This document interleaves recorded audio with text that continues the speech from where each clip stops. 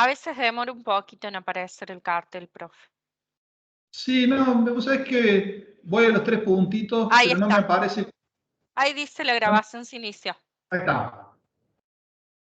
Bueno, sí, ahí está. Perfecto. Genial. Bueno, les decía, vamos a dar comienzo al desarrollo de la unidad 14. La unidad 14 es la primera unidad vinculada al derecho administrativo. Yo siempre me permito decir, porque no me gusta tomarlo por sorpresa, que realmente es un cambio notorio en la dificultad a la hora de entender el derecho administrativo en relación a lo que es el estudio del derecho constitucional. O sea, realmente, esto lo debo reconocer, es mucho más sencillo, o por lo menos es la experiencia mía como docente y la experiencia que me han transmitido los alumnos a lo largo de los años, de que les resulta más fácil estudiar derecho constitucional que derecho administrativo. Es tal vez un poco más etéreo, un poco más abstracto para lo que uno conoce y para la vida cotidiana, el derecho administrativo, que el derecho constitucional. Por eso yo siempre digo, nobleza obliga.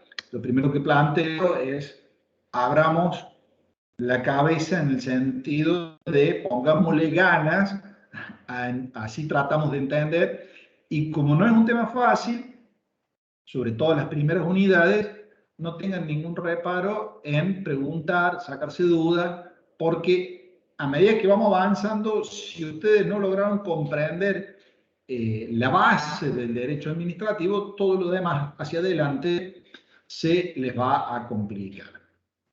Esto no es un mensaje desalentador, sino es un mensaje de atención para decir, el profe dijo que esto va a ser más difícil, presto más atención, me saco las dudas, leo, releo, dejo planteado para las clases siguientes dudas, porque, como les digo, después se transforma en algo bastante abstracto tratar de entender el derecho administrativo.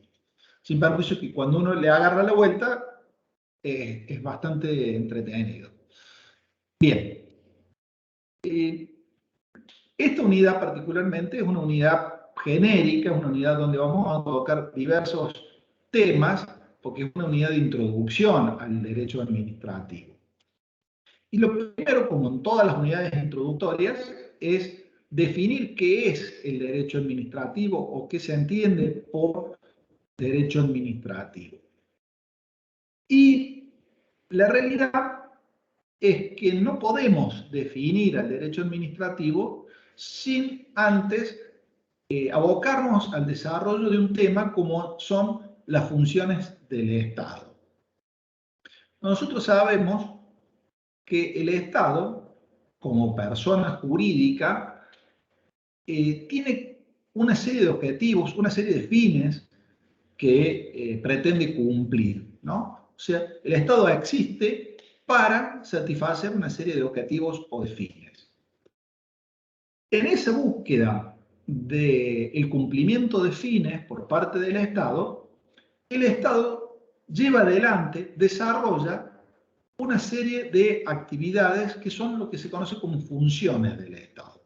O sea, las funciones del Estado sirven para que el Estado pueda cumplir con los fines que se ha propuesto. Cuando hablamos de funciones del Estado, nosotros reconocemos básicamente tres funciones en el Estado. Una función legislativa, una función judicial y una función ejecutiva. La función legislativa, que está caracterizada por la creación de normas impersonales, objetivas, abstractas y coercibles, es una función que en principio ejerce un órgano del Estado que es el órgano legislativo, ¿no? O sea, el órgano legislativo, o como nosotros lo llamamos vulgarmente, el poder legislativo, el Congreso de la Nación, tiene como principal función llevar adelante la función legislativa. Esto de crear normas impersonales, abstractas, objetivas y coercibles, ¿no? ¿Y cómo lo hace al Congreso eso? Lo hace a través del dictado de las leyes. Leyes en sentido formal que están previstas en ese proceso de formación y sanción a partir del artículo 77 de nuestra Constitución, ¿no? Ahí es donde nosotros materializamos, donde nosotros podemos ver el ejercicio de la función legislativa por parte del Estado y, como les digo, principalmente por parte del órgano o poder legislativo. La otra función que desarrolla el Estado es la función judicial. Cuando nosotros hablamos de la función judicial, nos estamos refiriendo a aquella función en la que el Estado resuelve conflictos que se suscitan entre él y los particulares o entre los particulares con fuerza de verdad legal a través del dictado de una sentencia, ¿no? Siendo esta función una función que ejerce el poder o el órgano judicial. O sea, nosotros hablamos de la función judicial como aquella función que desarrolla el órgano judicial materializada a través de una sentencia que sirve para resolver un conflicto entre particulares con fuerza de verdad legal. O sea, lo que dice el juez para las partes termina siendo como una ley. Y la tercera función que desarrolla el Estado es la función administrativa.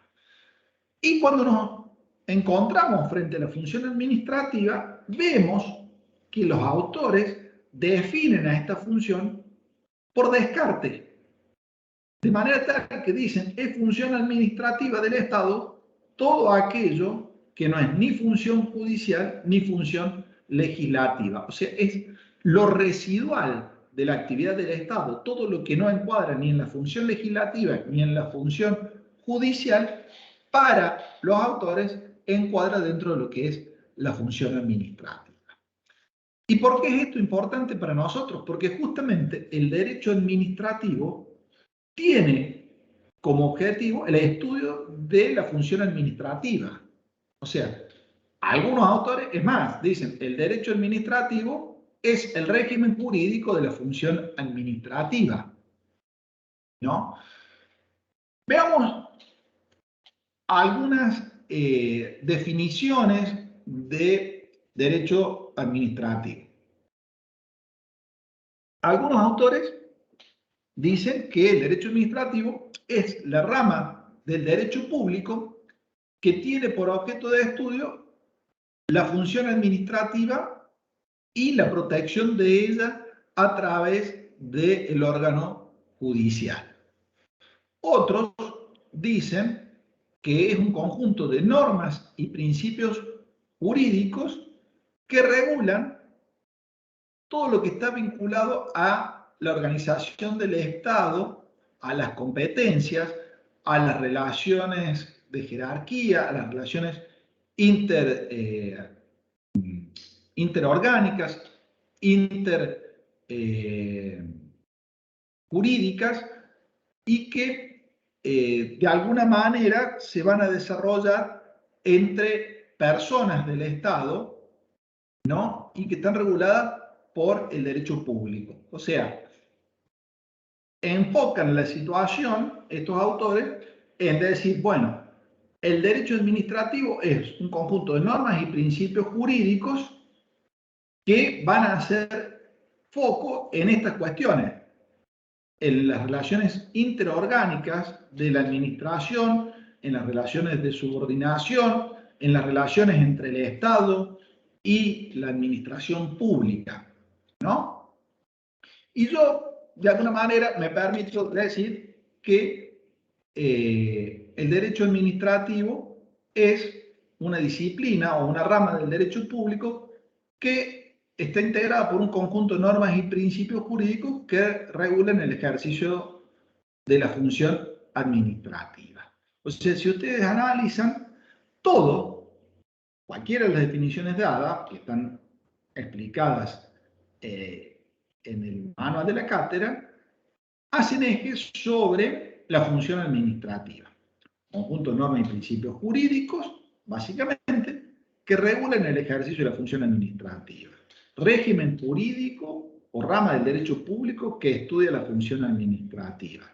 O conjunto de normas y principios jurídicos que estudian aspectos que están vinculados con la función administrativa. La estructura de los órganos de la administración, la relación de esos órganos de la administración con otros órganos, o la relación de la administración con los administrados, que somos los sujetos particulares que nos vinculamos con la administración. Ese es, Profe, esta rama del derecho sería la que le da marco a las instituciones de administración pública, tal el caso de AFIP, por ejemplo. sí, digamos, a partir de que nosotros, como lo vamos a ver a continuación, Ángeles, empecemos a entender cómo se estructura la administración pública y qué tipo de organizaciones administrativas podemos tener, es como van a aparecer organismos, en este caso entes autárquicos como la AFIP, por ejemplo, ¿no? Claro. Sí, Porque, porque cuando vimos anteriormente la parte de derecho constitucional no abarcaba, por ejemplo, o sea, lo abarcaba desde la Constitución, pero no claro, había claramente una rama que abarcara este tipo de dependencias o este tipo por de eso porque entidades. el enfoque que le vamos a dar ahora es un enfoque netamente administrativista y no constitucional. Claro, no constitucional, exacto. O sea, ahora pensemos más en una cuestión de burocracia y de organización administrativa y cómo se estructura el Estado desde la administración pública, esa que nos gusta criticar o elogiar, depende cómo funcione, Sí, ¿no? Bueno, eso es lo que vamos a estudiar ahora en el derecho administrativo. Pero no bien, nos adelantemos, porque primero tengo que explicar el concepto para que ustedes entiendan que el derecho administrativo está directamente vinculado con el ejercicio de esta función del Estado, que es la función administrativa, y explicar algunas cosas que le va a ayudar a entender. Por ejemplo, todo lo que tiene que ver con aspectos generales. El primero es la codificación, ¿no?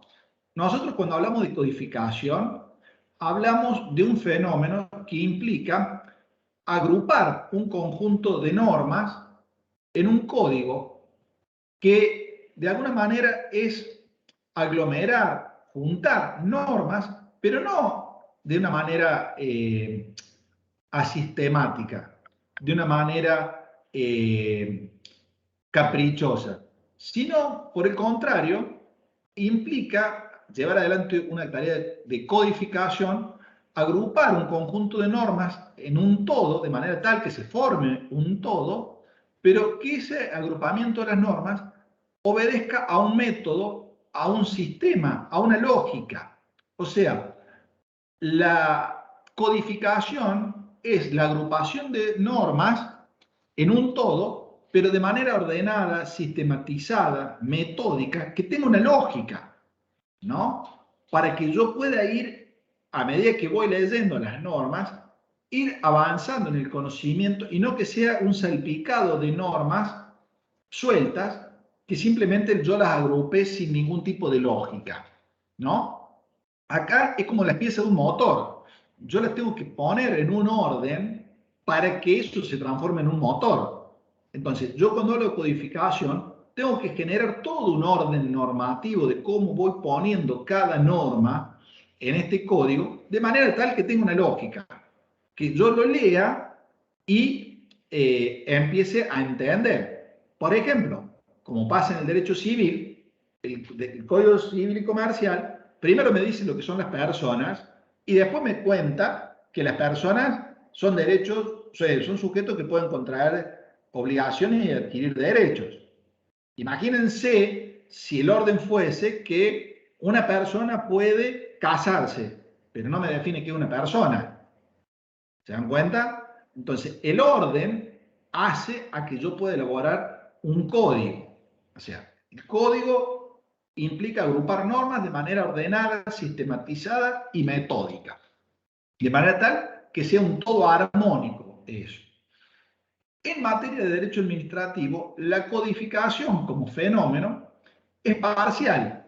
¿Por qué? Porque el derecho administrativo tiene dos particularidades. Una, que es un derecho dinámico, es un derecho que está en constante evolución. Como la administración tiene un andar muy veloz, muy rápido, el derecho administrativo como conjunto de normas que regula el ejercicio de esa función administrativa, tiene que ser dinámico.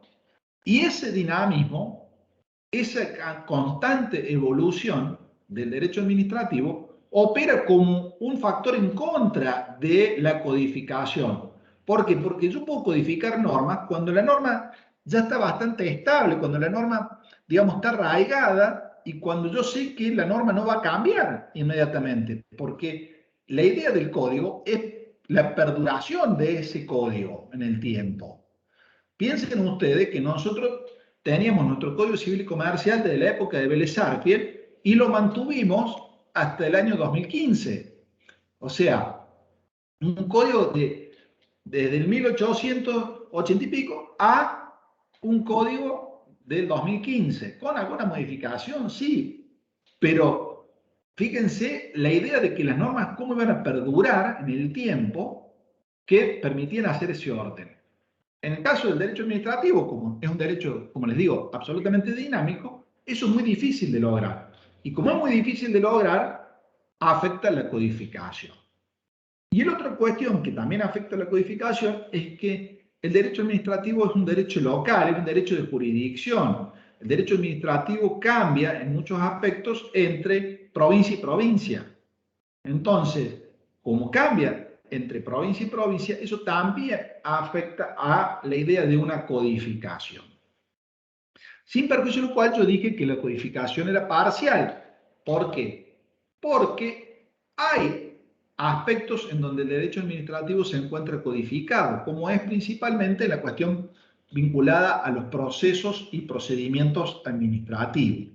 Ustedes saben que nosotros tenemos la ley 19.549, la ley de procedimiento administrativo nacional, y en el ámbito de la provincia de Córdoba tenemos la ley 6658 y la ley 7182, que son el Código de Procedimiento Administrativo y la ley o Código Contencioso Administrativo, de Procedimiento Contencioso Administrativo. O sea, que en materia de codificación, los avances que se han logrado, las posibilidades de codificación, se han dado referidos principalmente a aspectos procesales. El tercer punto que nos plantea el programa está vinculado a el método. Nosotros cuando hablamos de método, en realidad acá debería decir método de interpretación, porque cuando hablamos de método estamos hablando de la manera o del método en cómo se interpretan las normas, ¿no?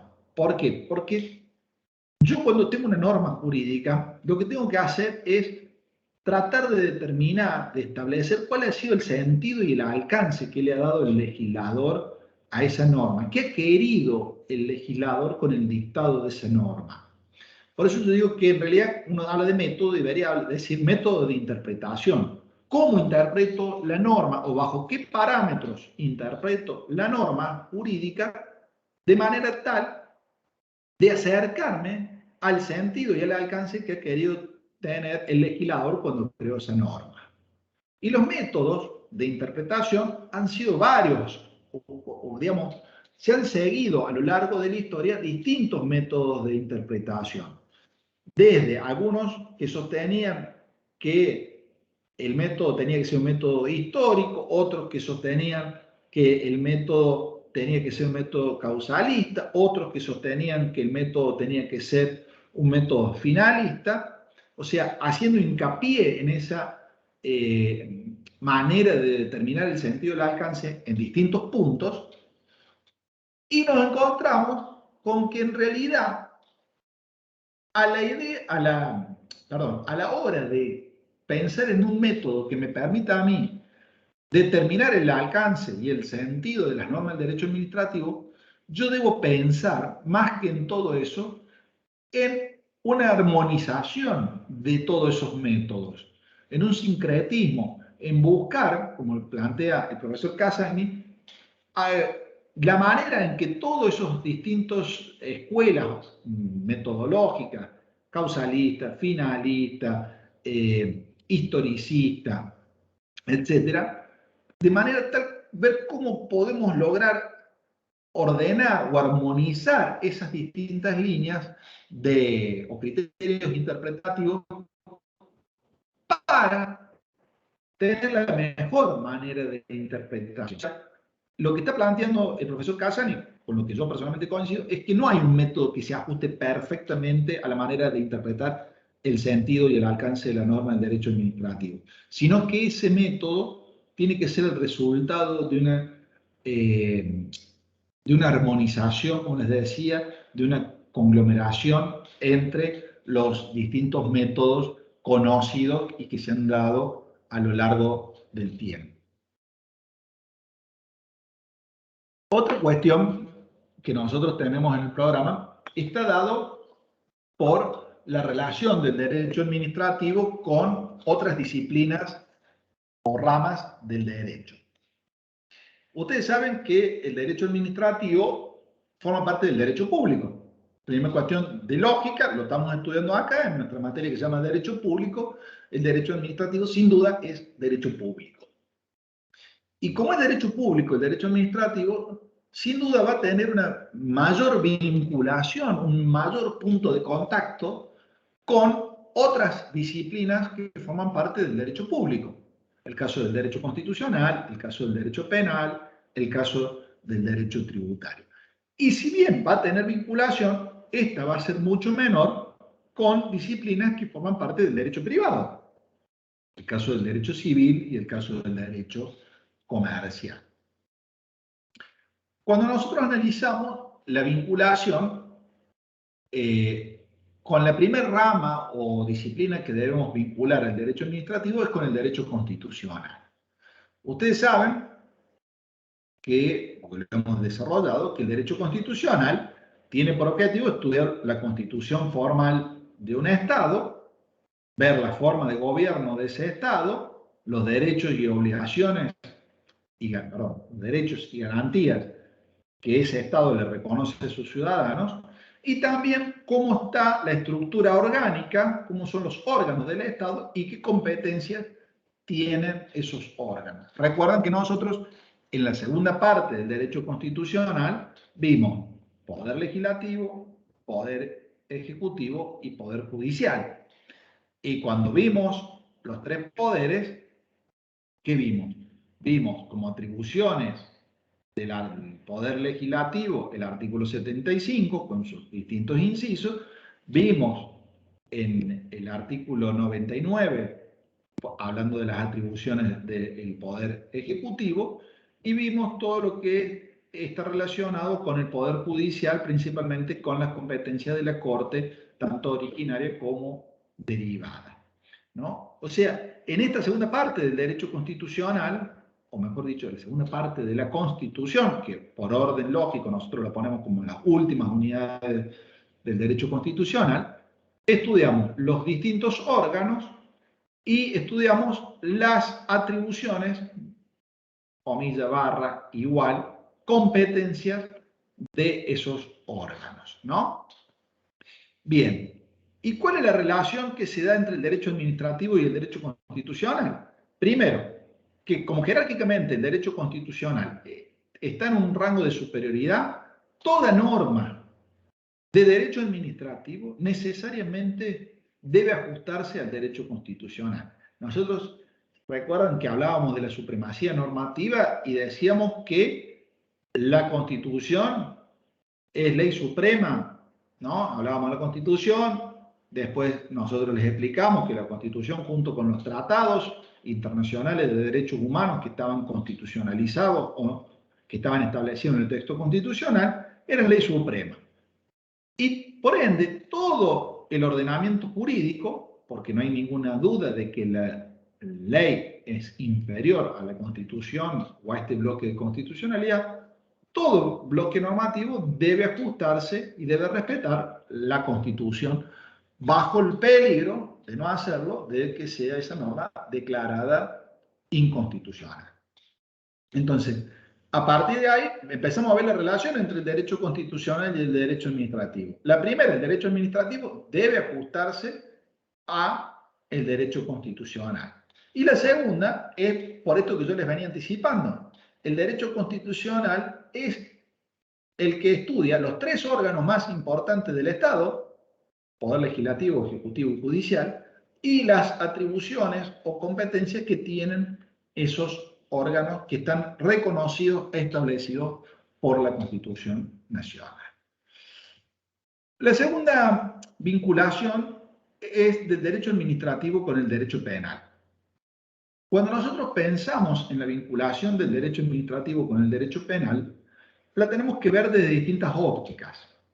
Una vinculación está dada por el hecho que el derecho penal tiene todo un título, que es el título 11 del Código Penal, que tiene la particularidad de estudiar los delitos contra la administración pública, ¿no? O sea, para el sistema penal argentino hay una serie de delitos que son delitos contra la administración pública, o sea que el bien jurídico protegido es la administración pública y a través de conductas delictivas se atenta contra la administración pública, ¿no? Entonces, ¿cuál va a ser la vinculación? En la creación de esos delitos, por parte del Código Penal o del derecho penal, se van a utilizar conceptos que son típicos del derecho administrativo, como qué es la administración pública, qué es un funcionario público, qué es un empleado público, ¿no? Entonces, resulta importante entender que la vinculación acá es doble de alguna manera, no solamente porque hay delitos contra la administración pública, sino porque hay conceptos dentro del Código Penal que son conceptos típicos del derecho administrativo, administración pública, empleado público, funcionario público, etcétera, como les decía yo. Y la segunda vinculación que ha dado mucha discusión es todo lo que tiene que ver con el derecho disciplinario, o sea, aquella potestad sancionatoria que tiene el Estado en relación a sus empleados. Si ese derecho disciplinario es un derecho penal o es un derecho administrativo, ¿no? Y acá, digamos, la biblioteca jurídica no es uniforme. Para algunos, el derecho disciplinario, el derecho que tiene la administración de aplicar una sanción a sus dependientes, tiene naturaleza de derecho penal, y para otros, en los que yo personalmente estoy enrolado, eso es un caso típico de un derecho administrativo de naturaleza sancionatoria. Es un derecho administrativo disciplinar. ¿Por qué? Porque el eje, lo que caracteriza a esa situación es la relación jerárquica que tiene la administración respecto de sus empleados, que le permite a esa administración aplicarle sanciones disciplinarias a sus dependientes cuando estos no ajustan sus conductas a lo que deben hacer. O sea, para mí, y en esto yo directamente estoy convencido de que funciona de esa manera, que la administración le pueda aplicar una sanción a un empleado suyo porque cometió una falta, eso obedece al poder disciplinario que surge de la relación jerárquica que tiene la administración para con su empleado. Entonces, eso no es derecho penal, sino es un derecho administrativo disciplinario, ¿no? Y otro de los argumentos que me ayuda a sostener esto es que en el derecho penal existe lo que se llama el principio de la tipicidad, que es que mientras yo no desarrolle una conducta que esté expresamente descrita en el Código Penal como un delito, yo no cometo delito. O sea, para que un ciudadano cometa un delito, tiene que desarrollar o desplegar la conducta que está perfectamente tipificada o establecida en el Código Penal.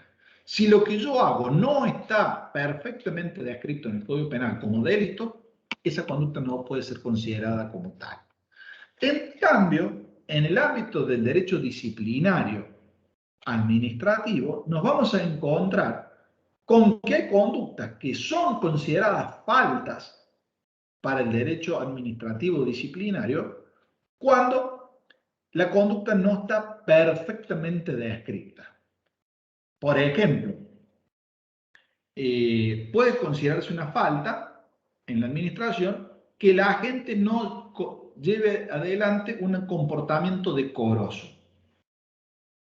Y ustedes dirán, ¿y qué es eso? Bueno, no es una conducta perfectamente tipificada, porque no dice que la gente ande escupiendo por los pasillos de la administración, o que la gente ande insultando a sus compañeros, o que la gente ande comportándose de tal forma concreta. Dice un comportamiento decoroso.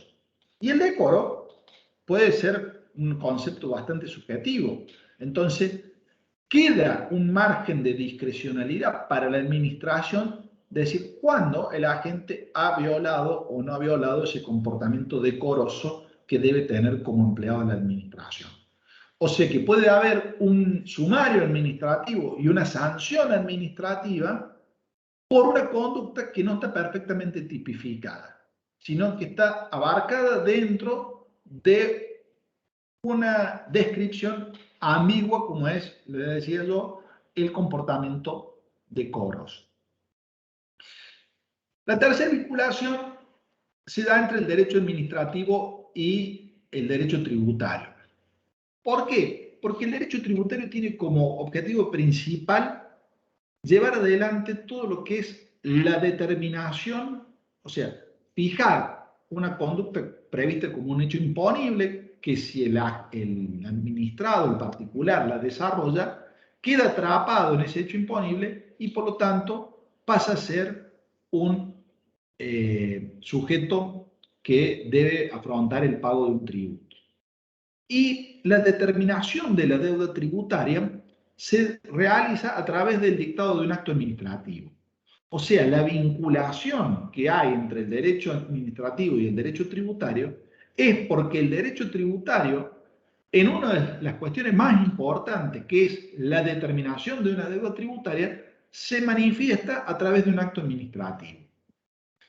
Y que al ser un acto administrativo queda atrapado por los principios del derecho administrativo y pasa a ser susceptible de ser recurrido, como vamos a ver, que pueden ser recurridos los actos administrativos. Y además de eso, porque la revisión de una determinación de deuda o de una resolución del AFIP es revisable a través de lo que es el Tribunal Fiscal de la Nación, el famoso TFN. Ese Tribunal Fiscal de la Nación es un organismo que, si bien tiene una autonomía en lo que es su capacidad de resolver, porque gozan de estabilidad y gozan de una intangibilidad de remuneración, es un órgano que forma parte de la administración pública. No es un órgano judicial como son los que dependen del Poder Judicial. Este es un órgano que depende estructuralmente dentro de la administración pública.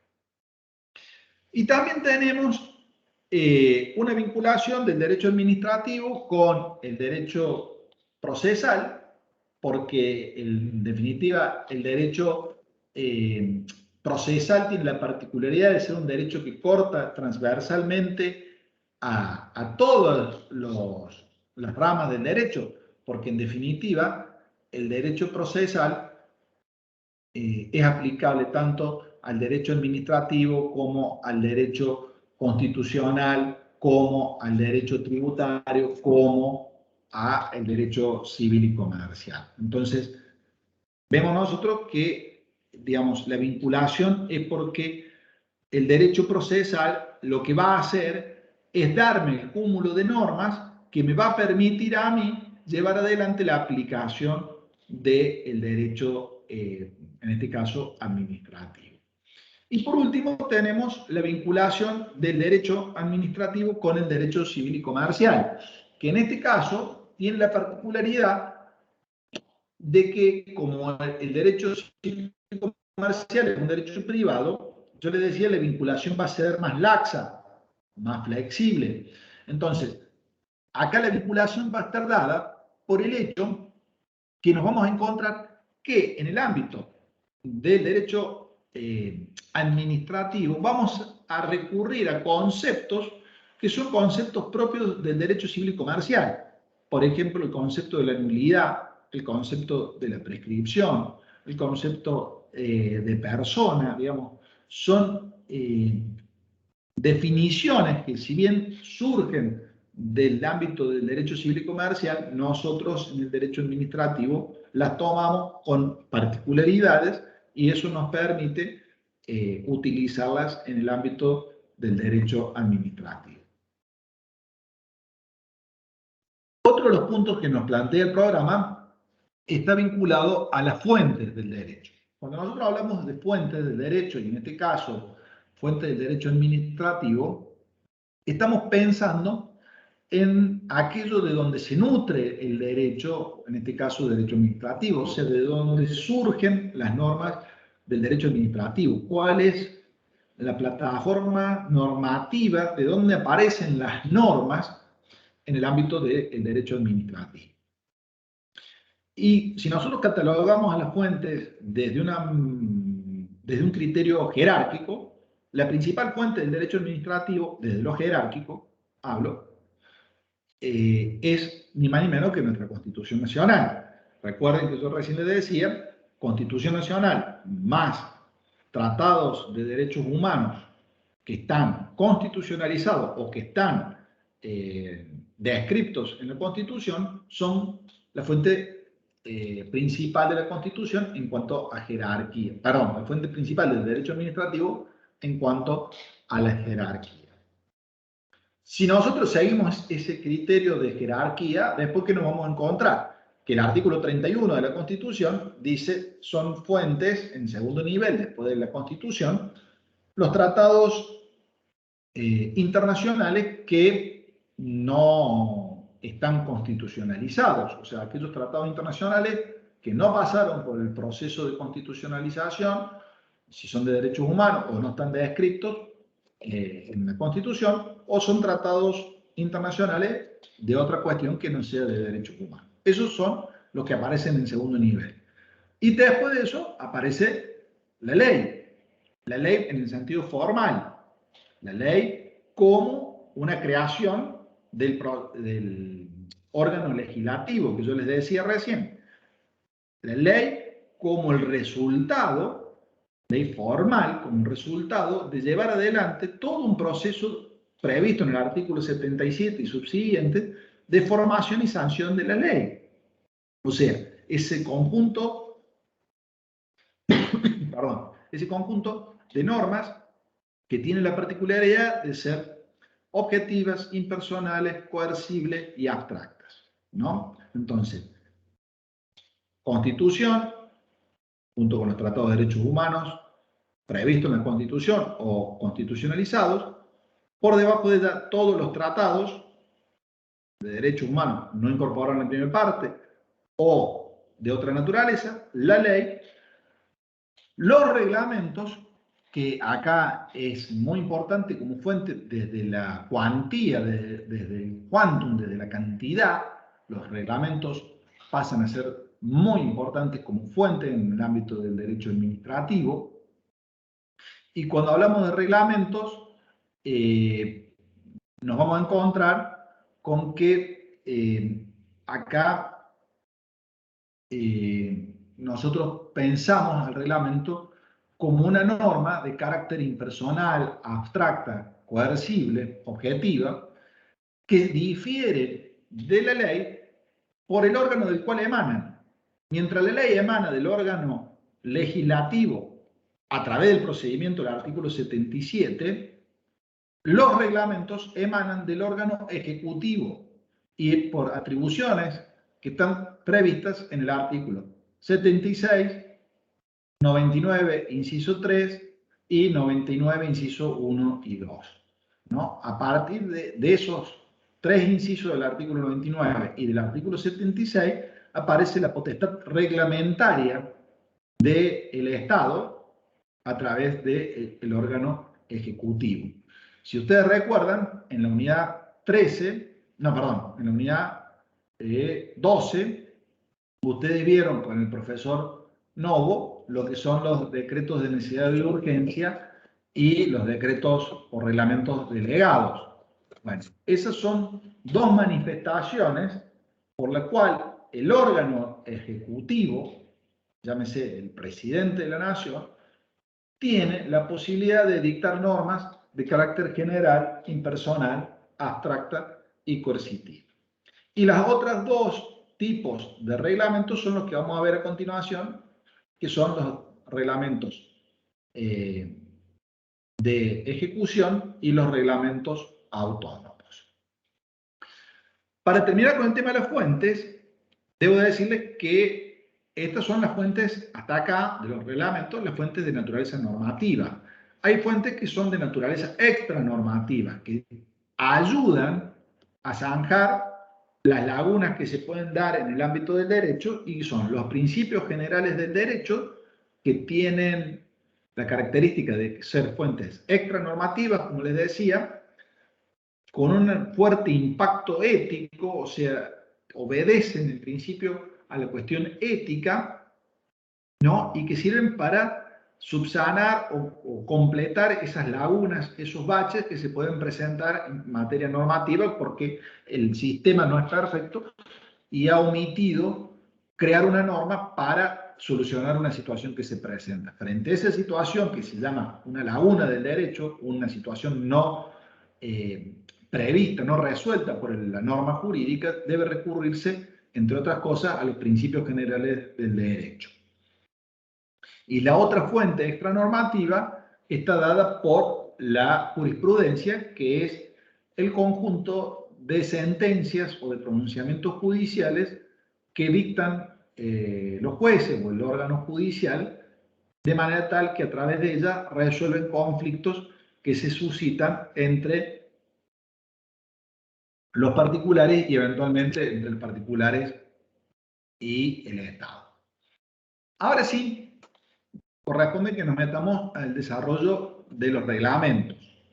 Yo les decía que en realidad la actividad reglamentaria del Estado está dada a través de 4 figuras. Decretos de necesidad y urgencia, visto en la unidad 12, decretos delegados, visto en la unidad 12, previsto en el artículo 76, en este último caso, y también a través de los reglamentos que llamamos nosotros reglamentos autónomos y los reglamentos de ejecución. Estos son dos reglamentos distintos. Reglamentos autónomos es una cosa y reglamentos de ejecución son otros distintos. El reglamento autónomo es, como su nombre lo indica, un reglamento que anda por la vida solito, tiene autonomía, ¿no? Este reglamento autónomo es un reglamento, me refiero a una norma impersonal, abstracta, coercible, que dicta la administración, el presidente, en virtud de una atribución que está conferida en el artículo 99, inciso 1.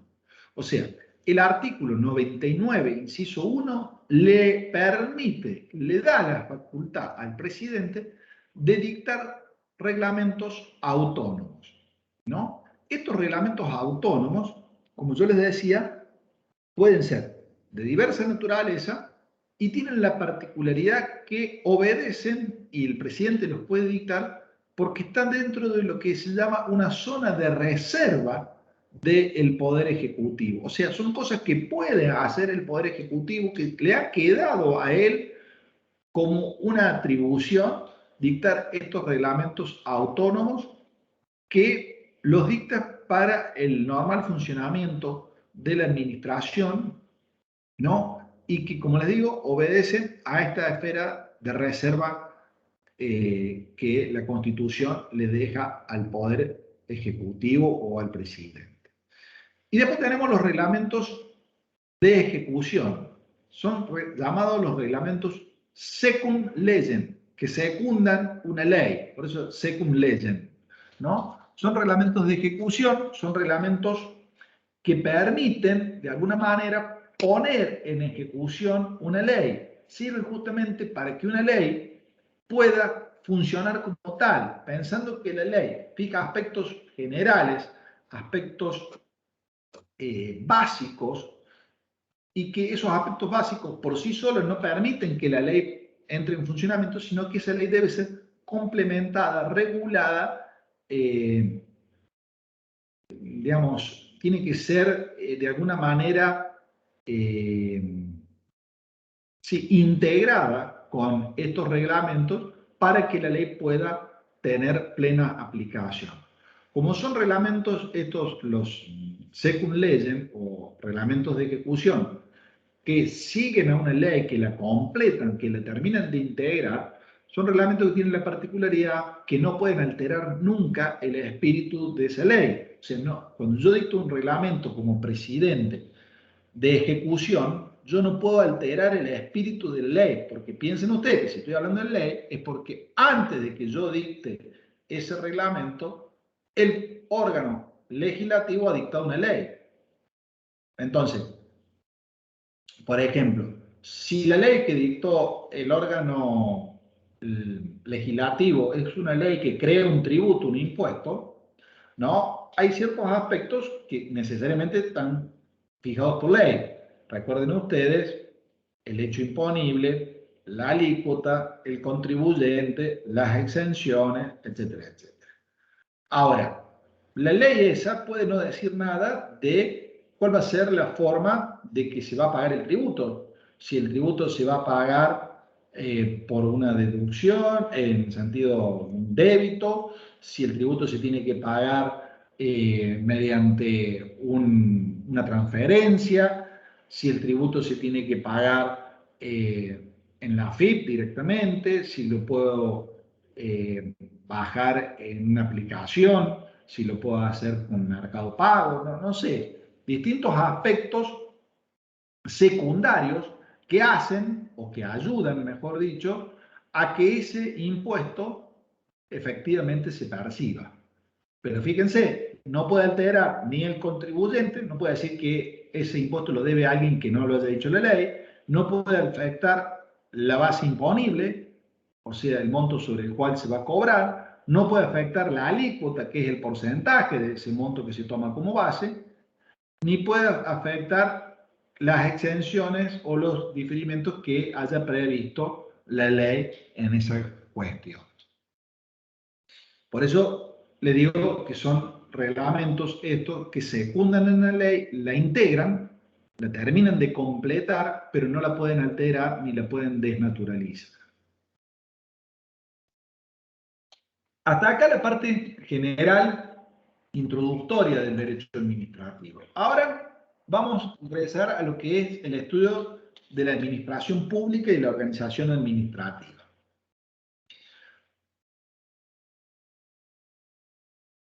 Voy a tratar de ser claro y después, por favor, si no lo logro, ustedes me ayudan y lo revisamos y lo explicamos el concepto hasta que lo logremos comprender. Nosotros, cuando hablamos de la administración pública, estamos hablando de un conjunto ordenado y sistematizado de órganos que están creados por la Constitución o por las leyes, ¿no? Que tienen una serie de competencias estos órganos.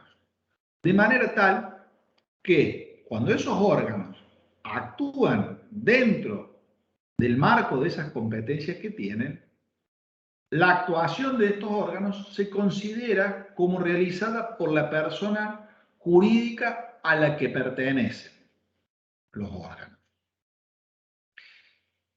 Sin perder de vista que la voluntad de ese órgano está exteriorizada por una persona humana que lo integra o que forma parte de ese órgano. Y acá me voy a permitir un ejemplo para ver si logramos explicar la situación. Piensen esto. Yo dije que hay una persona jurídica a la que eventualmente se le va a atribuir un comportamiento de un órgano. Bien. Pongámonos como ejemplo que la persona jurídica es el Estado Nacional Argentino, o sea, el Estado Nacional. El Estado Nacional tiene una serie de órganos. La Constitución ha reconocido 3 órganos principales: Poder Legislativo, Poder Ejecutivo y Poder Judicial. Si yo me voy al artículo 99, me voy a encontrar con que es una atribución del presidente el conferir jubilaciones y pensiones, ¿no? Si ustedes leen el artículo 99, las atribuciones del presidente, léase competencias del presidente, entre ellas está la de conceder jubilaciones y pensiones, como también está la de nombrar a jueces con acuerdo del Senado, como también está la de declarar la guerra, como también está la de intervenir en caso de ausencia del Congreso, ¿no?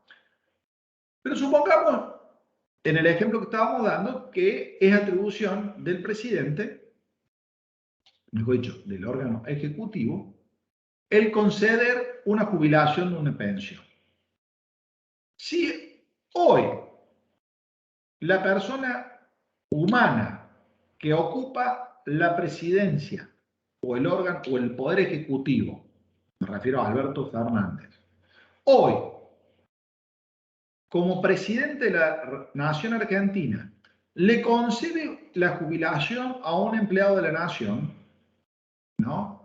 ¿Quién lo está jubilando? ¿Lo está jubilando Alberto Fernández? ¿Lo está jubilando el presidente? ¿O lo está jubilando el Estado Nacional? Lo está jubilando el Estado Nacional.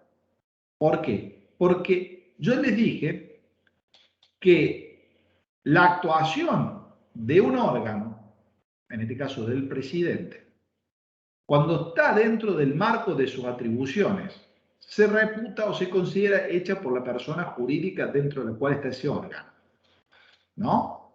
Y que la voluntad del órgano, porque el órgano es una entelequia, es una abstracción, esa voluntad del órgano la exterioriza la persona humana que hoy ocupa ese cargo. Si la jubilación me lo hubieran dado 3 años atrás, me lo hubiera seguido dando el presidente de la República Argentina, pero lo hubiera firmado Mauricio Macri, no Alberto Fernández.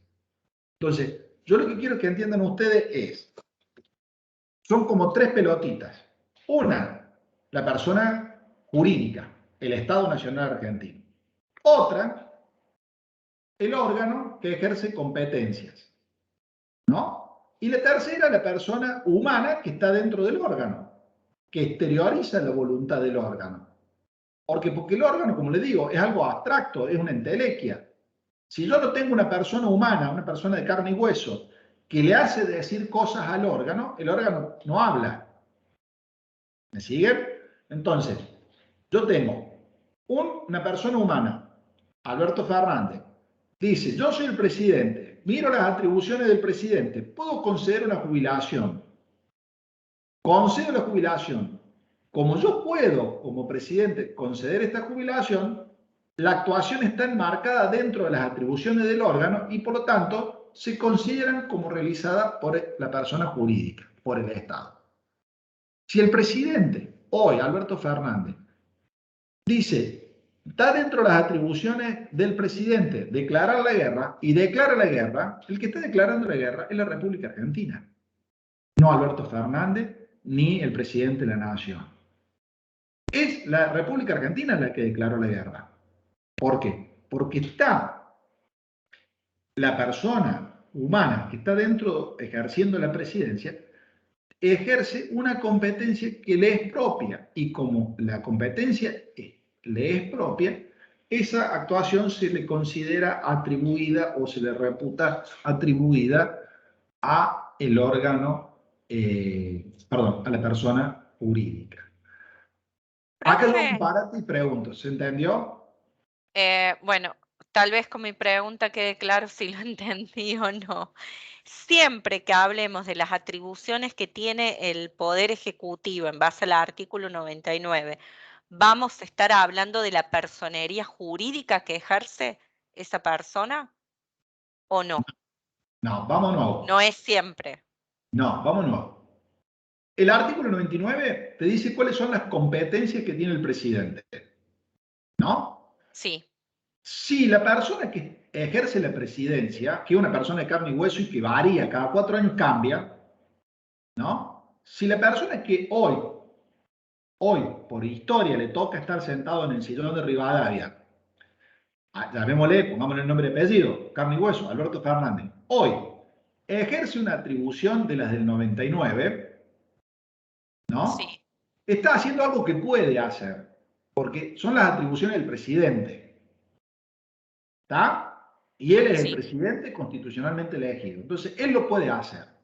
Dice, ¿yo puedo jubilar a una persona? Sí. Bueno, la jubilo. Ejerce una atribución del Poder Ejecutivo y yo soy el titular del Poder Ejecutivo. Y como la conducta está dentro de las previstas, la conducta esa se considera como realizada por el Estado Nacional, que es la persona jurídica. ¿Te das bien. cuenta? Pero sería básicamente lo mismo que pregunté, por eso no me queda clara la diferencia. ¿Sabes lo que O pasa? sea, Si el presidente desarrolla una conducta que no está dentro de las del artículo, claro, por eso, pero estamos hablando si desarrolla una decisión que está sí, dentro del marco de las atribuciones del artículo 99, lo está haciendo en carácter de persona jurídica. la persona, a ver, vamos nuevo. O sea, lo está haciendo en su rol de Estado. Lo está haciendo, no, lo está haciendo en su rol de presidente. Lo que Sí. pasa es que la conducta se le atribuye a la Estado argentino. Claro, sí, sí. Bueno, tal vez no me supe expresar bien, pero ¿Me sí, sí, seguís? sí. Sí, sí. Es lo Tenemos mismo que ocurre en una persona que de pronto es titular de una sociedad anónima y que ejerce funciones en... Sí, bien, es, ok. es el caso, Por suponete. Yo, ejemplo, me acordaba de la deuda, de la deuda famosa a los 100 años, que si bien la tomó el mandatario anterior, el presidente Macri, es lo tomó el una... Estado argentino. Es una deuda, exactamente, la toma todo el Estado argentino, tal cual. Por eso a mí me molesta mucho cuando alguien dice, no, porque Macri, o porque Cristina, o porque Menem, o porque Alfonsín, o porque hicieron tal cosa. Che, che, momento. La hizo el presidente de la República Argentina. ¿La Sí, podía nuestro hacer? representante. ¿La podía hacer sí o no? Sí. Listo. Entonces, eso lo hizo la República Argentina. Más allá de que yo no comparta esto o aquello que haya hecho el presidente. Cuando yo no comparto lo que hace un presidente, le meto un voto en la urna en contra. Pero mientras tanto, respeto que él es el presidente y que toma las decisiones. El problema está, y acá es donde me interesa que ustedes entiendan, que el presidente no se puede salir de las atribuciones que tiene el artículo 99. ¿Por qué? Porque cuando se sale de las atribuciones del artículo 99, ese comportamiento ya no se le puede atribuir a la República Argentina, porque se excedió en las competencias. Por ejemplo, Ah, sí, la toma de deuda, por ejemplo, sería un caso claro. no, porque es una atribución del presidente tomar deuda. Pero suponete que el Congreso está en funcionamiento, ¿no? En un periodo de sesiones ordinarias. ¿Qué dice la Constitución respecto de la declaración de estado de sitio? ¿Quién declara el estado de sitio? El Congreso, El Congreso, sí. ¿no? El presidente si el Congreso Ujú, está en receso. exacto. Pero el Congreso no está en receso. Por eso te puse el ejemplo. El Congreso no está en Ujú. receso. ¿Puede el presidente declarar el estado de sitio? No, No puede. Entonces, si lo hace excede a su función. y ya pierde validez la decisión. Claro. Por eso Por tiene... eso fue un decreto de necesidad de urgencia lo que se inició durante el ASPO y no un Sí, estado de sitio. exactamente. Claro. Distinto el caso porque muchos chicos me dicen, pero ¿qué pasó en el 2001? No, acuérdense que en el 2001 la situación de crisis se dio en diciembre, cuando el Congreso estaba en receso. Sí. Entonces, ahí el Que presidente... aparte creo que no hay comparación porque, bueno, la imagen de la Rúa yéndose en el helicóptero no había vuelta atrás, o sea, No, pero realmente me refiero cuando el presidente antes de irse declaró el estado de sitio, porque ese fue el final del gobierno de la Rúa. sí, Antes de eso, de la Rúa declaró el estado de sitio, siendo presidente de la nación. Pero lo pudo hacer porque el Congreso estaba en receso, claro. porque el periodo ordinario había terminado el 30 de noviembre. ¿Te das cuenta? Entonces, es importante que ustedes entiendan esto. Acá va a jugar, por un lado, principalmente, el órgano, que como yo les digo, es una entelequia, una abstracción. Ese órgano tiene competencias.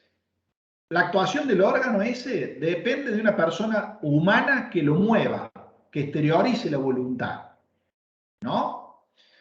Y si la persona humana le hace tomar decisiones al órgano y esas decisiones están dentro de la competencia del órgano, esa decisión se considera tomada por la persona jurídica. A ver si se lo llevo a un ejemplo del derecho privado que a lo mejor les pueda ser más fácil. Pongamos una empresa, una sociedad anónima, ¿no? XX Sociedad Anónima. XX Sociedad Anónima tiene dentro de su estructura de órganos de gobierno un directorio, ¿no? Ese directorio está integrado por 1, 2, 3, 5, 10 personas de carne y hueso. Esas 10 personas de carne y hueso, como miembro del directorio, toman una decisión que el directorio puede tomar. Esa decisión se le considera tomada a la sociedad XX, sociedad anónima. ¿Se entiende? A mí, ¿qué me va a pedir? ¿Cómo hago yo para vender una cosa en una sociedad anónima? Junto al directorio, el directorio toma la decisión, está dentro de las atribuciones o competencias del directorio vender, toma la decisión de vender y la que vendió es la empresa, no el directorio ni los integrantes del directorio. En el Estado pasa lo mismo.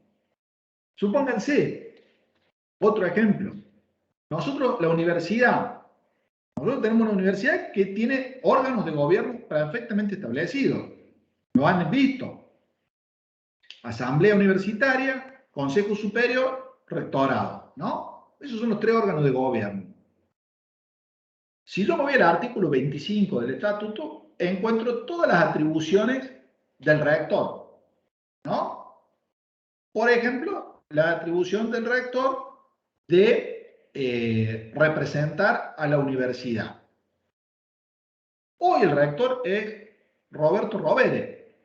Hace 4 años atrás, no, más, 8 años atrás, el rector era Marcelo Ruiz. Hace 12 años atrás, el rector era Óscar Espada. La persona humana va cambiando. El órgano es estático, está previsto en el estatuto, va a ser siempre el rector o rectorado. Lo mismo que en nuestra constitución. El órgano es estático, es el presidente, previsto en el artículo 87, que dice el titular del Poder Ejecutivo es una persona que ejerce el cargo de presidente. Ese es estático. Lo que varía es la persona humana que ocupa el cargo, ¿no? Esa persona humana que ocupa el cargo, cuando toma una decisión dentro de las competencias, la actuación se le considera como realizada a la persona jurídica. ¿Se entiende? Esto es... Clarísimo, profe. Sí, yo lo traslado al marco empresarial Bueno, y más o menos desde ese lugar me puedo hacer una idea del punto, pero creo que está claro. piensen esto. Hay una persona jurídica, adentro de la estructura de esa persona jurídica hay órganos, esos órganos tienen competencias Ujú, y cuando el órgano desarrolla una de sus competencias, lo que haga se le considera hecho a la persona jurídica. claro, ¿Bien? Pero para que ese órgano tome decisiones, necesita, porque esto es una ficción el órgano, necesita de una persona humana que lo mueva, que es La persona que por X o por Y, hoy le toca ser rector, hoy le toca ser presidente, Sí, hoy le toca ser gobernador. o como en cualquier otra institución pública, no sé, se me ocurre ANSES, PAMI, Sí, que sí, tal que cual. funcionan así, La municipalidad, tal cual. el intendente es Llamosa, pero dentro de 4 años no va a ser Llamosa. Y sin No, pero lo que embargo, haya hecho como persona jurídica va a impactar en el que venga y así sucesivamente porque es independiente.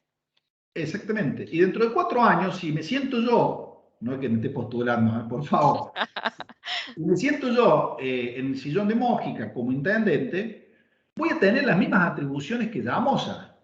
¿Por qué? Porque las atribuciones están marcadas en la Carta Orgánica. Entonces, lo primero que hago yo, si me eligen intendente, es digo, bueno, a ver, me tengo que ir a la Carta Orgánica a buscar cuáles son las atribuciones del intendente para saber qué cosas puedo hacer y qué cosas no puedo hacer. Para saber qué cosas cuando las haga se van a considerar hechas por la Municipalidad de Río Cuarto y qué cosas cuando las haga no se le van a poder atribuir a la Municipalidad de Río Cuarto. ¿Eh? Clarísimo. Esto es muy importante que ustedes entiendan, porque yo insisto en el órgano y las competencias del órgano. Porque cuando la persona humana de carne y hueso actúa dentro del órgano, ejerciendo competencias del órgano, el resultado de eso se le atribuye a la municipalidad. Hablemos de la designación de un funcionario, hablemos de la toma de deuda, hablemos de un usurpación, hablemos de una expropiación, de lo que quieran. Lo primero que yo, cuando me vienen a ver al estudio y me dicen, doctor, a mí esta decisión, lo primero que me voy a ver es si el que tomó la decisión podía tomarla o no podía tomarla. Porque ahí aparece el primer vicio. Si la decisión la tomó quien no la podía tomar, ya la decisión cae por sí sola. ¿Por qué? Porque hubo una Un abuso de usurpación poder de del competencia. funcionario público. ¿Cómo? Un abuso de poder del funcionario público. Sí, o si queremos, digámoslo más elegantemente, hubo una usurpación de competencia. Claro, Se extralimitó el funcionario en el ejercicio de competencia, ¿no? Y ejerció competencias que no eran propias de él. Y como ejerció competencias que no eran propias de él, yo no puedo decir que la municipalidad me expropió. Porque para que claro. me expropie tiene que venir una decisión del Consejo Deliberante, no del intendente. ¿Por qué? Porque cuando me fui a leer la Carta Orgánica, en ningún lado dice que el intendente puede expropiar. ¿Se entiende? Por eso, imagínense ustedes que no se respetaran las competencias. No tendría ningún sentido delimitar qué cosas hace un órgano, qué cosas hace otro órgano y qué cosas hace otro órgano. Porque, le pongo un ejemplo burdo, si no vamos a respetar las competencias de los órganos, y bueno, mañana el presidente dicta sentencias judiciales. ¿Y qué va a hacer el Poder Judicial? ¿Se va a quedar de brazos así mirando cómo el presidente, órgano ejecutivo, le quita competencias? No, le va a decir, flaco, pará, un momento, hasta acá llegaste, esta es la línea, estas son mías, vos de acá para allá, no te metas con mis competencias. ¿Te das cuenta? Sí. Es un poco la idea, reconocer que existe un órgano o varios órganos, cada uno tiene su competencia bien delimitadita y el órgano ejerce esa competencia. Si ejerce la competencia bien, no se sale de los límites, la actuación se le considera hecha al Estado Nacional, a la municipalidad, a la universidad. Profe, ¿qué pasa? Porque de pronto, bueno, por mi actividad laboral se me cruza como ejemplo, Provincia de Córdoba tercerizó la atención al contribuyente de rentas a partir de Colector. ¿Sí? Sí. Hoy si uno se quiere comunicar con un agente de rentas, no puede porque se comunica directamente con un agente de Colector, que no son funcionarios públicos. De hecho, ante distintos problemas que se me han planteado en la relación con ellos, lo primero que uno hace es pedirle el nombre al funcionario público y ellos, bueno, te dicen que no porque no son funcionarios públicos, son empleados de Colector. Eso, y lo pregunto desde la ignorancia, ¿eso puede hacer el Estado, delegar una atención al contribuyente en un... Sí. Porque a mí me parece una locura, honestamente, y hoy los cordobeses estamos limitados a la atención directa con un agente de rentas a partir de tercerizar este servicio. Bueno, lo que pasa es que, digamos, son dos maneras de concebir el Estado. Y esto no implica que yo defienda una u otra. Claro, Simplemente, acá qué pasa, existe la posibilidad de que el Estado tercerice un montón de sus funciones, ¿no? Entonces, claro, el Estado dice, che, yo soy más eficiente, o el que está ejerciendo el cargo de gobernador dice, yo considero que es más eficiente la recaudación y el cobro de los tributos provinciales en una empresa privada. Así que tercerizo el cobro de ese, porque ya me demostré que los empleados míos no sirven para cobrar, suponete. Y lo terceriza. Y lo, digamos, lo concesiona como concesiona un montón de cosas el Estado. Porque claro. Pero no nosotros, violaría en algún donde el punto Estado dice, el... soy malo, disculpa, donde el Estado dice, soy malo para mantener la ruta. Entonces las concesiones y doy a una empresa privada a través del peaje que mantenga la ruta. Claro, pero porque viendo ahora el derecho administrativo me genera cierto ruido ver eso de la provincia de Córdoba. No le he leído la ley administrativa de Córdoba, pero en lo personal a mí siempre me parece una locura esa tercerización al contribuyente a través de un call center, porque termina siendo un call center. Sí, digamos, yo me imagino que lo que vos te planteas es, en un momento parece que estuviera hablando con tarjeta naranja y no Es con que ocurre eso. una repartición pública. Situación que obviamente se vio más agravada porque no podés ir y pararte al frente del escritorio y golpearle el escritorio y decirle quiero que me atiendan. Sí, sí, Por sí. pandemia, Bueno, pero eh, sí, tal cual. Pero justo estamos viendo esto de derecho administrativo y bueno, me acordé de ese ejemplo sí, y lo que pasa es que te digo, eso que vos planteás nos pasa a todos. Vos decís, che, a ver, ¿cómo es la historia? Son mis impuestos. Yo soy el contribuyente, tengo una duda, quiero sacarme la duda y me atiende un NN que no me quiere dar el nombre porque dice que no tiene obligación de darme el nombre. Si tengo suerte me trata bien, si tengo mala suerte me rigorea, no me da una respuesta y cuando quiero ir a reclamar no puedo ir a reclamar a ningún lado porque están todas las reparticiones cerradas.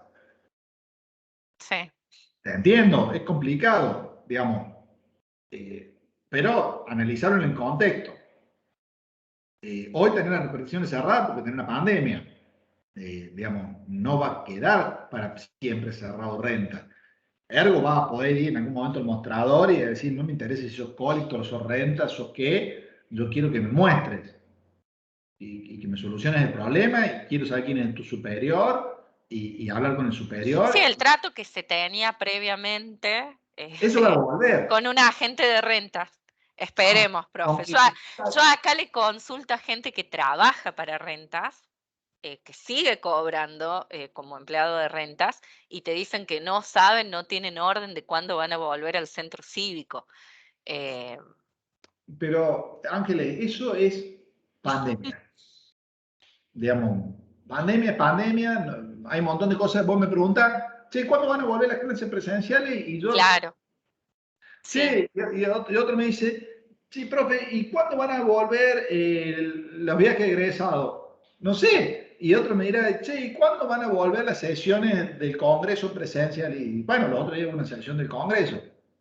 Eh, sí, o sea, eso es pandemia. Olvídate de eso, Ángeles, porque bien. no lo vamos Bien. a poder. No, no, me hacía ruido, Lo me otro, generaba como un conflicto, si se quiere, de intereses entre lo que uno está viendo, que es el derecho administrativo y el rol que cumple el Estado, y la tercerización de una función básica como es la atención al contribuyente.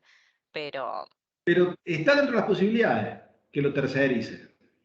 bien, O sea, es competencia del gobernador firmar un decreto y decir, che, yo tercerizo el funcionamiento del call center en una empresa que sabe hacer esto. O sea, tiene los empleados preparados para actuar bien ante esta situación. Bueno, vendrá otro gobernador que diga, no, yo ni loco entrego un call center a una empresa privada, yo quiero que a mis contribuyentes lo siga atendiendo otro contribuyente nuestro que es un empleado del Estado. Y sí, Eso, son miradas de cómo se concibe el Estado, ¿no? Sí, sí, sí, exactamente. entiendo. A ver, yo te digo una cosa, mira para atrás los últimos 4 o 5 presidentes y decime si todos tienen la misma visión del Estado. No, hemos pasado de modelos totalmente antagónicos. Bueno, Mejor ni lo pensemos, sí, pero sí, y yo te digo sí. una cosa, desde el año 94 que la Constitución no se toca. O sea que las atribuciones del presidente son las mismas del año 94, Sí, ¿no? totalmente.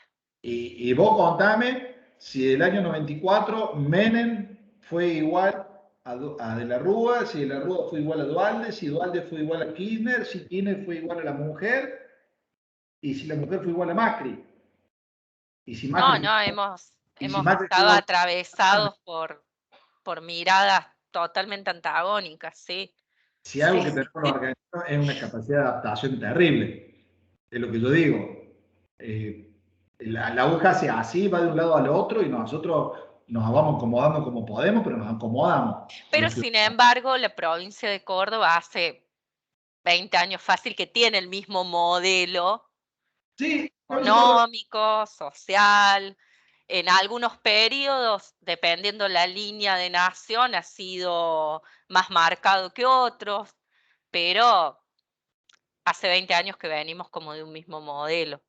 Sí, pero me refiero, siempre ejerciendo las atribuciones que le confiere la Constitución Nacional, la Constitución Provincial al presidente o al gobernador.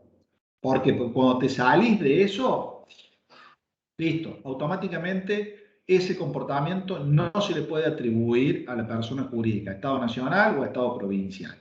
Y en esos casos, profe, cuando un mandatario excede a lo que Es es su nula la función decisión. pública, se lo juzga en base a el Código Penal, se lo juzga, o sea, A ver, todo depende del grado de gravedad, si no vale la redundancia, que tenga la conducta desplegada por fuera de la competencia. ¿Eh? vean, Digamos, hay situaciones donde es muy vidriosa, muy finita la línea y claro, por eso lo pregunto. no es tan grave. Hay veces donde es casi un acto de tiranía el desplegado por... vos imaginate el presidente dictando sentencia. Sí, no, una locura. Es una locura, es casi un desconocimiento de la forma de gobierno representativa y republicana, es casi un comportamiento que uno podría decir es un infame traidor a la patria. Está Claro. desconociendo la forma democrática, casi un levantamiento que un presidente quiera dictar una sentencia, ¿no? Ahora, si el presidente hizo tal cosa y estaba dudado, era cuestionable si podía o no podía, y en todo caso se transformará en una cuestión judiciable y discutiremos en la justicia si puede el presidente. No te olvides nunca que el Poder Judicial es el último intérprete. Claro. Sí, sí, se me ocurre de pronto como ejemplo de lo que pasó con las famosas causas de dólar futuro y todo eso, que bueno, que cayeron porque estaba dentro del marco de las Sí, atribuciones que cuestión tenían. es Tal cual, listo. tal Porque cual. tenemos una pregunta. Sí, alguna vez he escuchado el concepto de responsabilidad del funcionario público. ¿Cómo juega eso con relación a esto? Bien, muy buena pregunta. El profesor Sema es un especialista en esto. Cuando dé la unidad te va a quedar muy claro. Pero te anticipo, digamos, uno de los pilares del sistema republicano es la responsabilidad de los funcionarios públicos. O sea, todo lo lindo que tiene ser funcionario público, del reconocimiento, del poder, de ¿cómo se llama?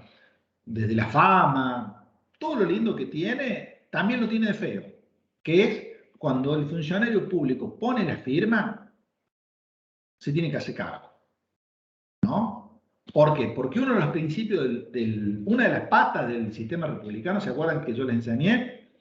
Es la responsabilidad de los funcionarios, ¿no? Entonces, cuando un funcionario excede el marco de sus competencias, no solamente el acto cae, sino que puede responder desde lo político, o sea, la decisión esa mal tomada, tomada por fuera de su competencia, le puede llevar a que tenga que renunciar o hasta que lo destituya.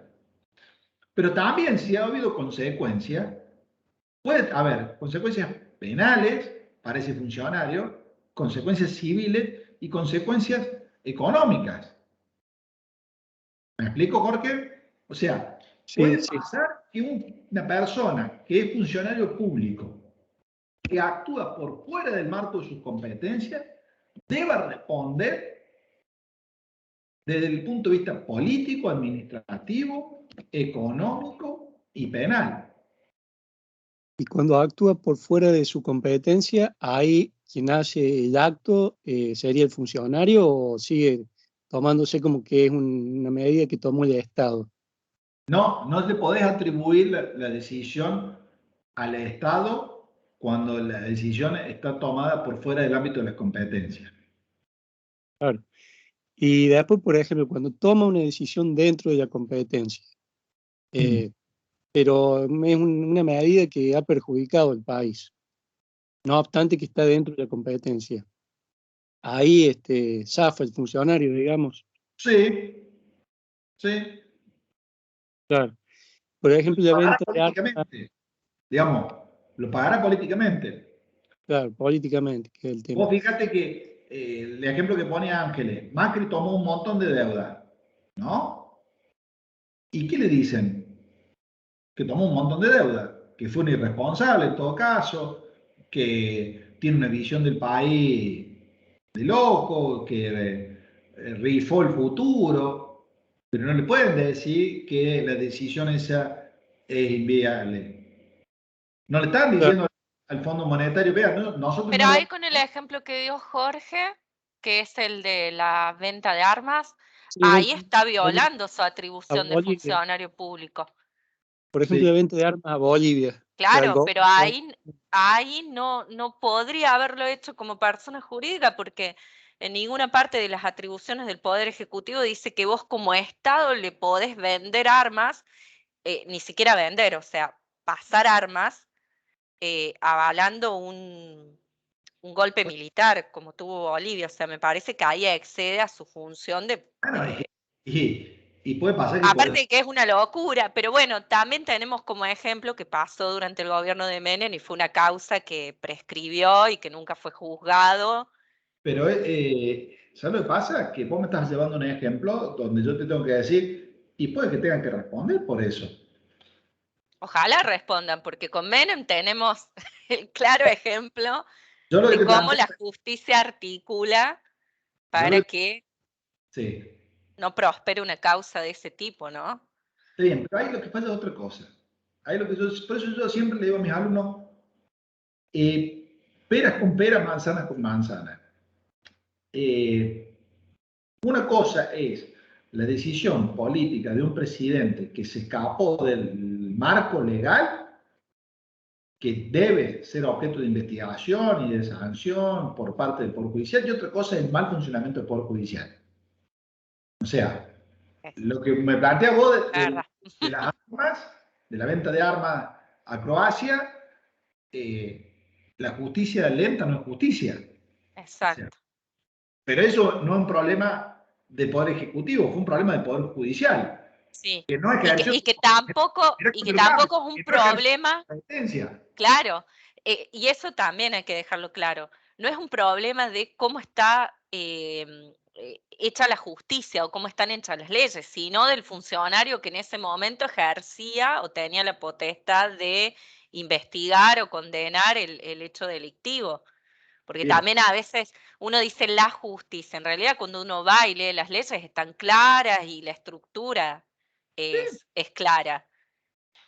Gente, ¿me dejan seguir? Sí, profe, ¿Avanzamos? perdón, No, por perdón. favor, no, sí, sí, un placer, pero si avanzamos y después podemos volver, volvemos. ¿Te parece? Sí, profe, sí, sí. Bien. Les decía, este es el concepto de la administración, ¿no? ¿Qué pasa? Hablamos de los órganos. Los órganos tienen una clasificación, se pueden clasificar de distintos tipos. Yo puedo clasificar los órganos según el origen que tengan. Pueden ser órganos creados por la Constitución u órganos creados por la ley. De hecho, algunos autores sostienen que también por decreto se pueden crear órganos. Después, los órganos pueden ser en su estructura interna unipersonales, como el caso del presidente, o colegiados, como el Congreso. Es un órgano colegiado. Después, teniendo en cuenta su ubicación territorial y el ámbito espacial de decisión, podemos tener órganos que son nacionales, provinciales o municipales. Y teniendo en cuenta la actividad del órgano, tenemos órganos que son activos, en el sentido que su función es tomar decisiones y ejecutar decisiones, órganos consultivos, que la función está dada por la posibilidad de asesorar a los órganos activos a través de dictámenes u opiniones o pareceres, y órganos de control, que lo que hacen es llevar adelante una tarea de verificación y de custodia sobre las tareas que realizan los órganos activos. ¿No? Bien.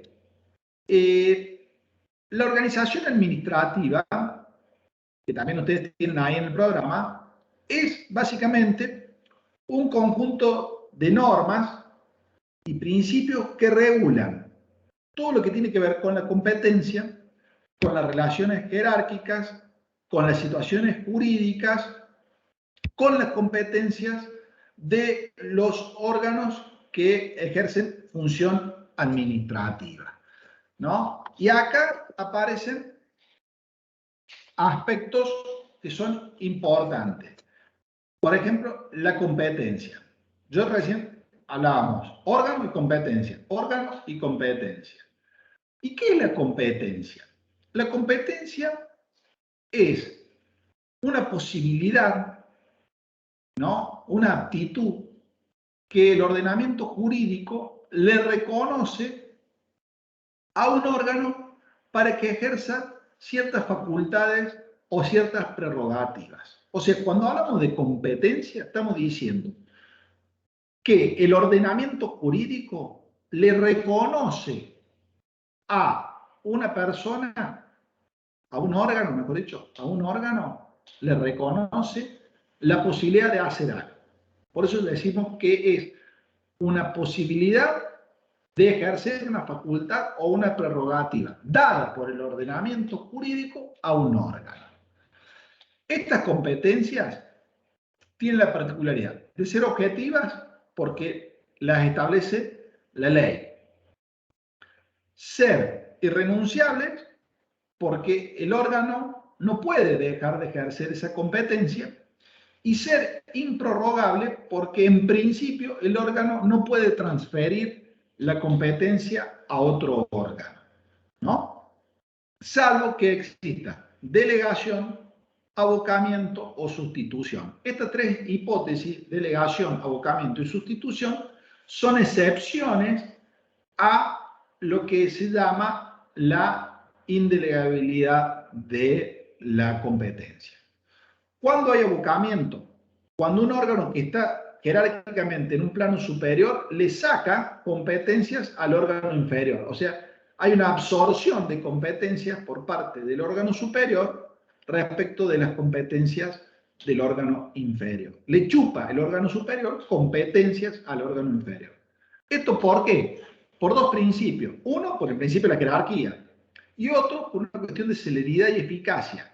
Yo, para actuar más rápido como administración, digo, en vez de esperar que el órgano inferior resuelva para después yo resolver, directamente me aboco, como yo soy el superior jerárquico, me aboco y resuelvo yo. La otra hipótesis es la inversa, es la delegación. Cuando el órgano que tiene la competencia le transfiere al órgano inferior esa competencia para que la ejerza el órgano inferior. Y la sustitución es cuando la competencia se traslada de un órgano de un nivel a otro órgano del mismo nivel. O sea, en el primer caso, órgano superior quita competencia a órgano inferior. En el segundo caso, órgano competente le da la competencia al órgano inferior. Y en el tercer caso, competencia de un órgano pasa a competencia del otro órgano del mismo nivel. Acá importa, y esto nos permite hablar de lo que es la jerarquía. Cuando hablamos de jerarquía, hablamos de una relación que se entabla entre dos órganos que está dada por una subordinación de un órgano en relación al otro. O sea, la jerarquía implica un vínculo entre dos órganos, ¿no?, de subordinación de uno para con el otro. De manera tal que entre estos dos órganos se va a dar lo que es la línea que une un órgano con el otro y lo que es el grado, que es la posición que tiene cada uno de esos órganos en esta relación jerárquica. Digamos, esto sería la relación jerárquica. Este es un órgano que jerárquicamente es superior, este órgano jerárquicamente es inferior, o sea, acá hay una relación de subordinación, unidos los dos órganos por esta línea y cada uno ocupando un grado. Este un grado superior, este un grado inferior. Bien, para ir avanzando y casi ya aprovechando los últimos minutos de la clase. ¿Qué pasa? Nosotros en una organización administrativa nos podemos encontrar con que la administración sea una administración centralizada o una administración descentralizada. Cuando nosotros hablamos de una administración centralizada, queremos decir que en la estructura de la organización administrativa hay una sola persona jurídica, un solo ente susceptible de adquirir derechos y contraer obligaciones, que es el Estado Nacional Argentino.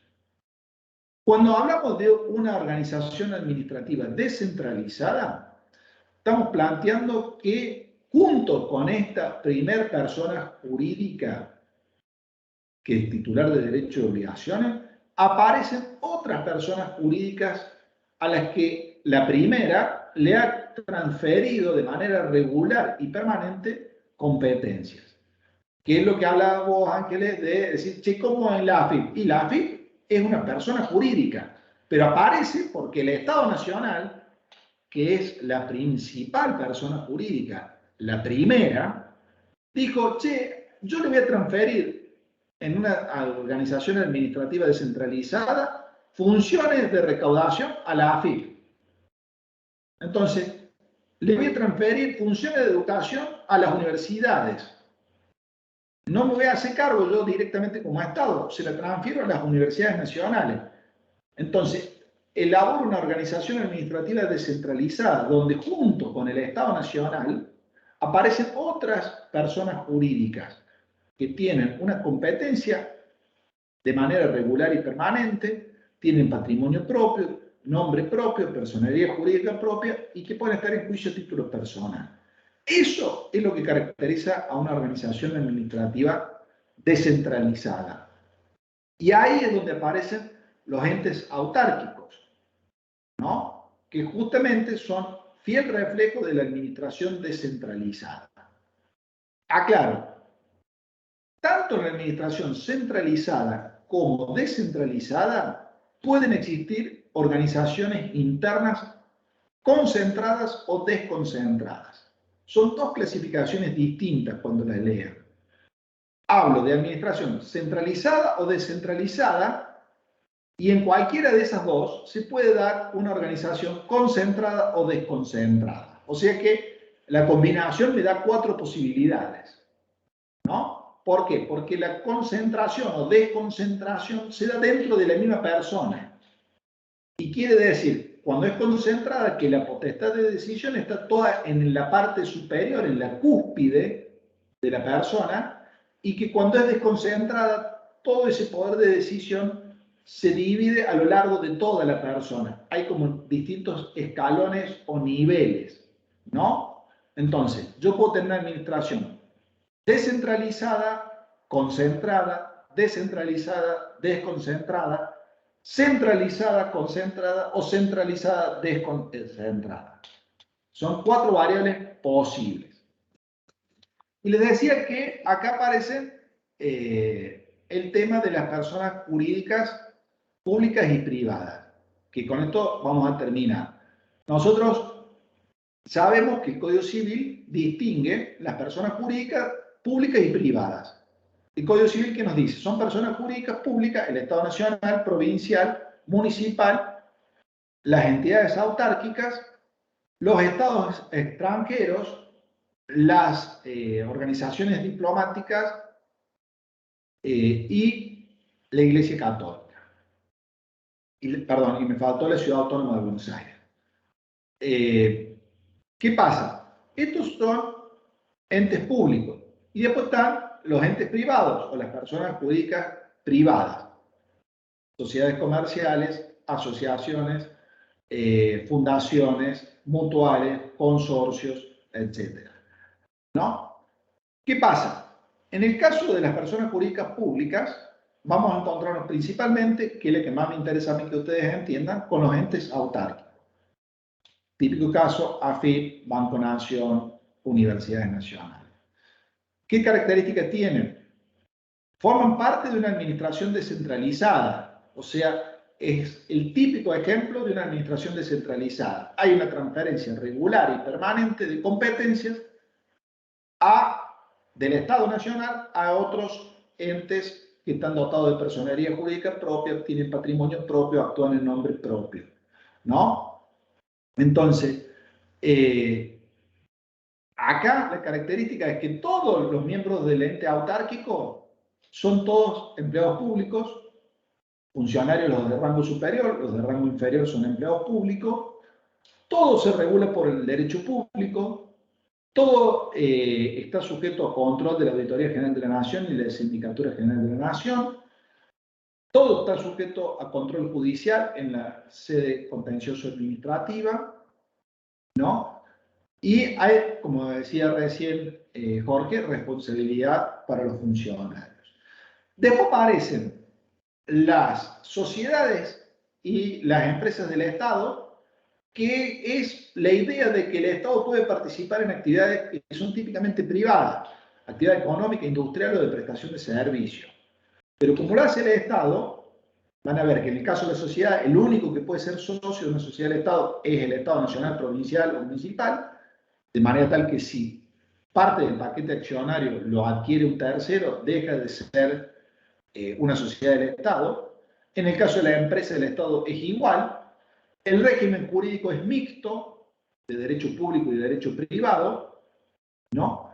Están todas sujetas a control de la Auditoría General de la Nación, Sindicatura General de la Nación, sujetas a recurso de alzada y al control judicial, y tienen la particularidad, las sociedades del Estado y la empresa del Estado, que no quiebran, ¿no? O sea, no se les aplica la ley de quiebra del derecho civil.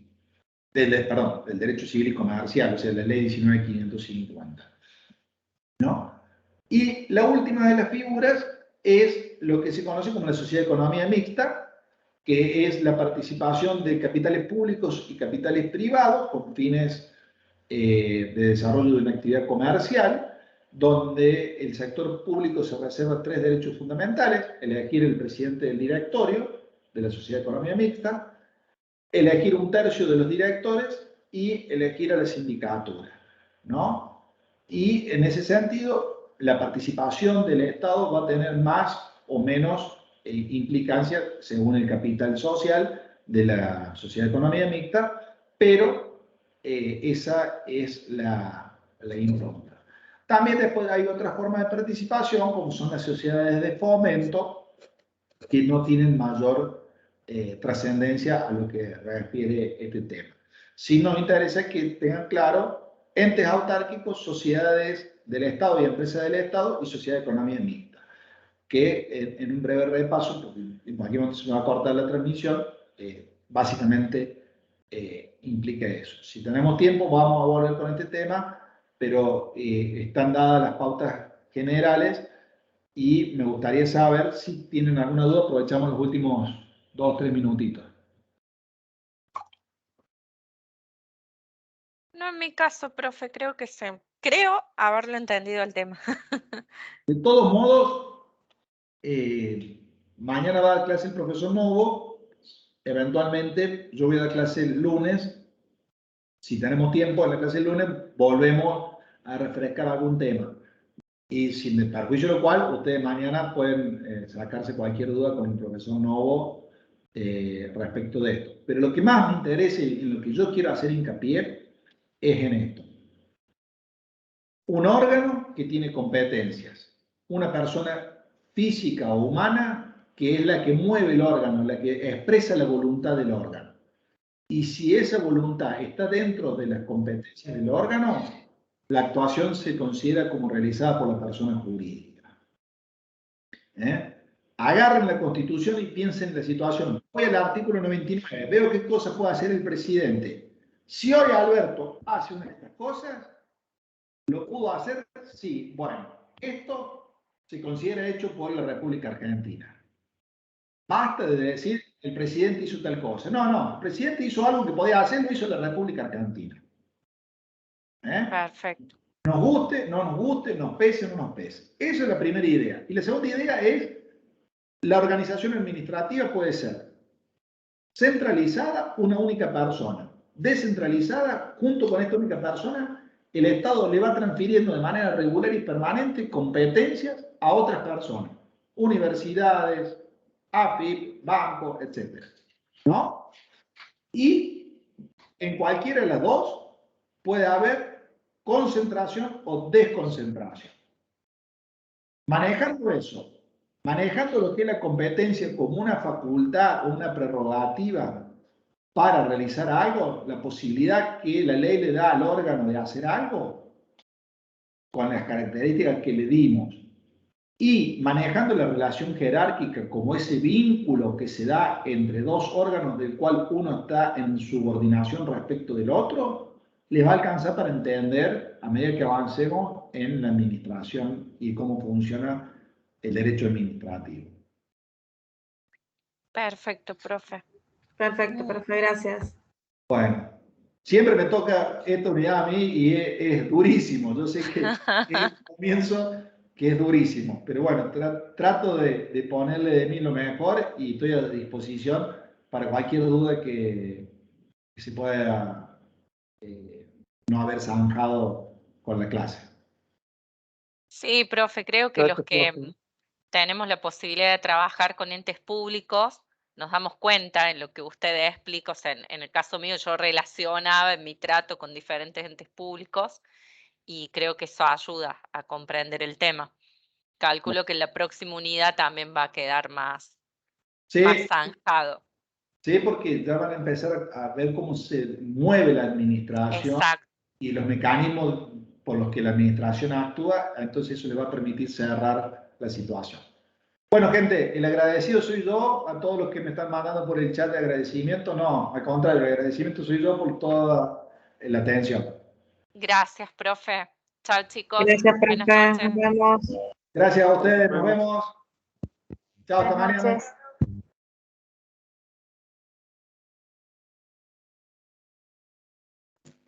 Profe, recuerde pausar la reunión.